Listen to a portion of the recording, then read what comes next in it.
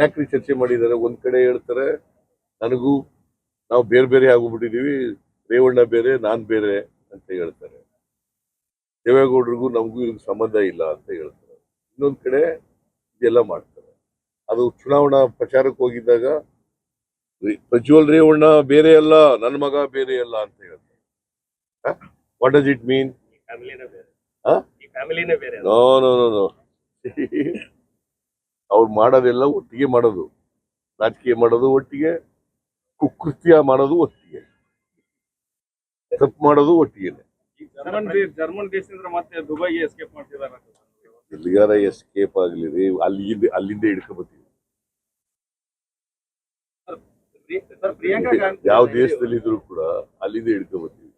ನಾನು ಅದಕ್ಕೆ prime minister ಪತ್ರ ಬರೆದಿದ್ದೀನಿ, ಅವ್ರ ಡಿಪ್ಲೊಮ್ಯಾಟಿಕ್ ಪಾಸ್ಪೋರ್ಟ್ ಕ್ಯಾನ್ಸಲ್ ಮಾಡಿ ಅಂತ. ಪಾಸ್ಪೋರ್ಟ್ ಕ್ಯಾನ್ಸಲ್ ಆದ್ಮೇಲೆ ಇರಕ್ಕಾಗಲ್ವಲ್ಲ ವಿದೇಶದಲ್ಲಿ, ನಮ್ಮ ದೇಶಕ್ಕೆ ಬರಲೇಬೇಕಲ್ಲ. ಈಗ ಪ್ರಧಾನಮಂತ್ರಿ ಮಾಡ್ಲಿ. ಇಷ್ಟೆಲ್ಲ ನೀವು ಮಾಡ್ತಾ ಇದ್ರು ಕೂಡ ಸರ್, ಅಮಿತ್ ಶಾ ಅವ್ರು ಏನ್ ಹೇಳಿದ್ದಾರೆ, ನಾನು ನನ್ನ ಮತ್ತು ಬಿಜೆಪಿ ನಿಲುವನ್ನು ಸ್ಪಷ್ಟಪಡಿಸಿದ್ದೀನಿ. ಏನ್ ಬಿಜೆಪಿ ನಿಲುವೇನು? ಟಿಕೆಟ್ ಕೊಟ್ಬಿಟ್ಟು ಬಿಜೆಪಿ ನಿಲುವೇನಪ್ಪ? ಈಗ ವಿದೇಶಕ್ಕೆ ಹೋಗ್ಬೇಕಾದ್ರೆ ಕೇಂದ್ರ ಸರ್ಕಾರ ಗೊತ್ತಿಲ್ಲ ಹೋಗಕ್ಕಾಗತ್ತ? ಸರ್ಕಾರ ಇದೆಯಲ್ಲಿ ಕದ್ದು ಹೋಗ್ಬೇಕಾದ್ರೆ, ಯಾರಾದ್ರೂ ಹೋಗ್ಬೇಕಾದ್ರೆ ಇಂಟರ್ನ್ಯಾಷನಲ್ ಇವರು ಪೊಲೀಸ್ ಇದೆಲ್ಲ ಇರ್ತದಲ್ಲ,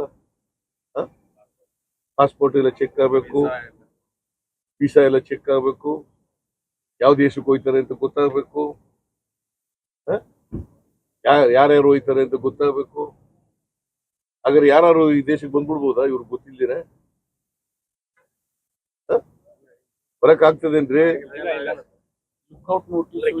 ನಾನು ಅದಕ್ಕೆ ಕೇಂದ್ರ ಸರ್ಕಾರವೇ ಈ ಆರೋಪಿನ ರಕ್ಷಣೆ ಮಾಡ್ತಾ ಇದೆ.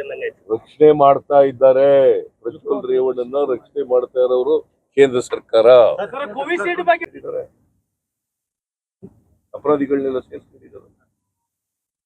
ಏನ್ ಹೇಳ್ತೀರಿ?